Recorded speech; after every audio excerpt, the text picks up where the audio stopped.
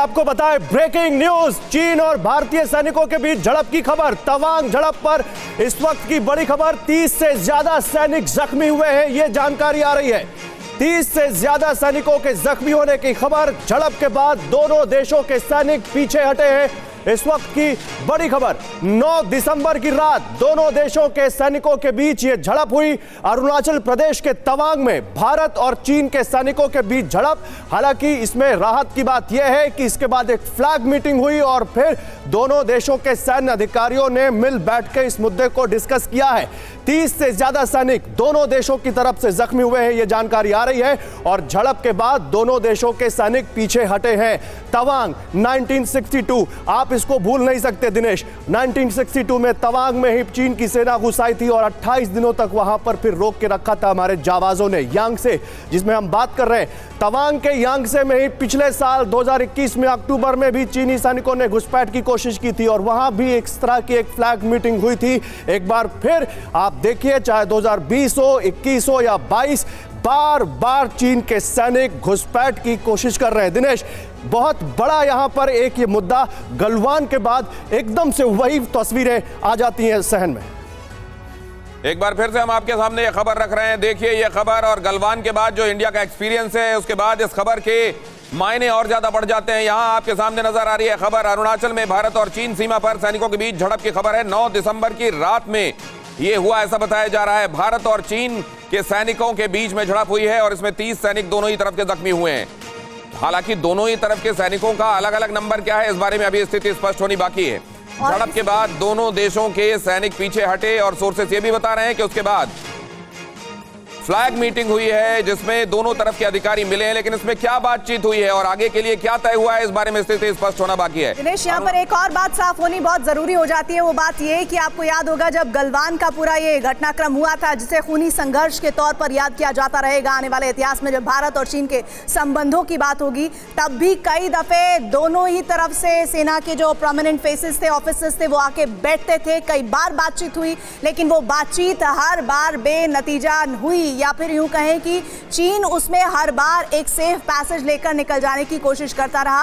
और अब देखिए तवांग में भी इसी तरह की जानकारी आ रही है। जैसा अभी लगातार हम बता भी रहे हैं कि दोनों ही तरफ से ऑफिसर्स आते हैं इस घटना के बाद, और 3 दिन बाद ये खबर सामने आ रही है। और अभी तक देखिए, अभी चीन की तरफ से कोई भी खबर ये नहीं सामने आई कि कितने जवान उसकी तरफ से घायल हुए हैं। बिल्कुल, और देखिए एक और बड़ी खबर इसी से जुड़ी हुई आ रही है, वो आपको बताएं, इंडिया चाइना एक्सक्लूसिव, बहुत बड़ी खबर। भारत चीन के बीच झड़प की खबर, सैनिकों के बीच तवांग झड़प पर इस वक्त की बड़ी खबर।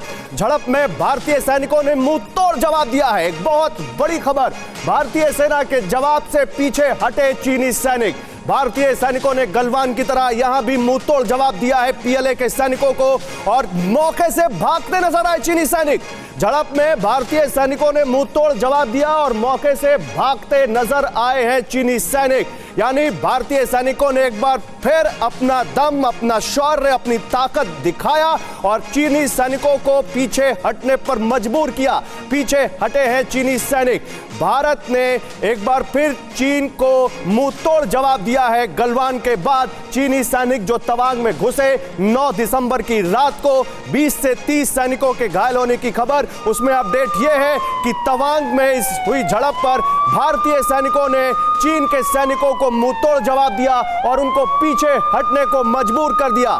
झड़प में भारतीय सैनिकों ने गलवान की तरह ही चीनी सैनिकों को पीछे खदेड़ दिया। सवाल यह है कि चाइना बार बार घुसपैठ क्यों करता है, चीन बार बार क्यों भारत में घुसपैठ की कोशिश करता है। एलएसी पर पिछले 2 साल से गलवान के बाद एक बहुत तनाव की स्थिति थी, जिसको 11 से 12 बार फ्लैग मीटिंग के जरिए कम करने की कोशिश की गई। कुछ कामयाबी भी मिली, कुछ हिस्सों से सैनिक पीछे भी हटे, लेकिन उसके बावजूद आशीष हमारे साथ हैं। आशीष, क्या ये माने जो अभी आप दिनेश से बात कर रहे थे, एक बार फिर चीन यहां पर भारत में अरुणाचल को, क्योंकि बार बार तवांग को कहता है कि वो भारत का हिस्सा नहीं है, वो तिब्बत का हिस्सा है जिस पर भारत ने कब्जा कर लिया, क्या यहां एक बार फिर उसी रेटोरिक को, उसी दावे को एक बार फिर चीन यहां पर दोहराएगा इस झड़प के बाद?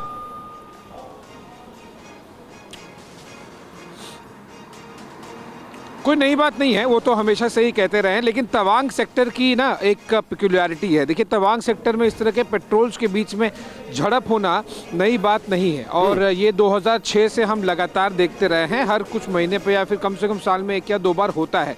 बहुत इंपॉर्टेंट है 2 चीज़ें। पहला कि अब आप ध्यान दीजिए, दोनों तरफ हथियार हैं और अब सोल्जर्स के पास पेट्रोल पे भी हथियार लेके जा रहे हैं। दूसरा कि क्या एक बार और कहीं और इस तरह का पैटर्न आपको दिखाई देगा? केवल तवांग के बेसिस पर हमें इंडिकेशन समझना कि क्या ड्रैगन बहुत ज़्यादा और चौड़ा होने की कोशिश कर रहा है, बहुत ज़्यादा वहाँ पर वो डोमिनेंस दिखाने की कोशिश कर रहा है, क्योंकि ये तवांग सेक्टर है।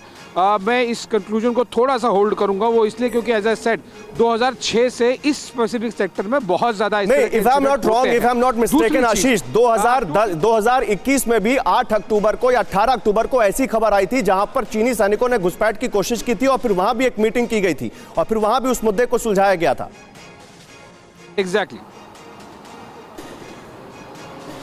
एग्जैक्टली, क्योंकि तवांग, इसलिए मैं कह रहा हूं कि वो एलएसी के किसी और जगह पे शायद होता तो फिर हम ये कह सकते थे कि चीन एक बार फिर डोमिनेंस की कोशिश कर रहा है। उसके लिए एटलीस्ट 1 मोर इंसिडेंट हमें वेट एंड वॉच करना होगा।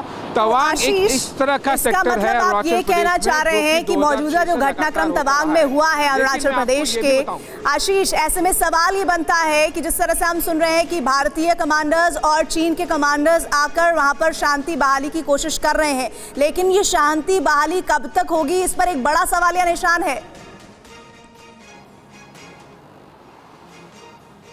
नहीं, देखिए, तुरंत डिसएंगेजमेंट हो गया है और ये ध्यान दीजिएगा कि कोई बड़े ब्रिगेड लेवल के या कोई बड़े कंपनी लेवल के कांटेक्ट नहीं हुए हैं। ये कांटेक्ट हुआ है एलएसी पर तवांग सेक्टर में 2 पेट्रोल के बीच में, यानी कि कुछ जवान एक साइड से गाड़ी के साथ और कुछ जवान एक साइड से गाड़ी के साथ में।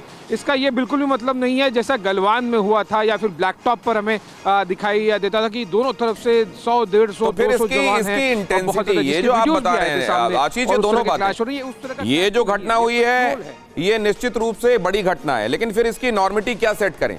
आने वाले दिनों में ये किस तरीके से होगा, इसमें कुछ नहीं होगा, इसको रूटीन माना जाएगा या ये निश्चित रूप से रूटीन नहीं है, ये समझने वाली बात है। सुधाकर सर कुछ इशारा कर रहे हैं। अगर आपकी इजाजत है, मैं थोड़ा क्लैरिटी लाना चाहता हूं without meaning to contradict anybody, क्योंकि मैं खुद कमांडर रह चुका हूं, प्लस मैं इसके ऊपर रिसर्च भी कर रहा हूं। हमें यह समझना पड़ेगा कि ईस्टर्न लद्दाख और तवांग सेक्टर के बीच में एक इम्पोर्टेंट डिफरेंस है। वो डिस्टिंक्ट डिफरेंस क्या है कि तवांग सेक्टर में आपके पास एक ज्योग्राफी की वजह से एक वाटरशेड लाइन है, डिफाइंड ज्योग्राफिक फीचर, जो उस तरफ चाइना है और इस तरफ हमारा फोर्सेस है। ठीक है सर,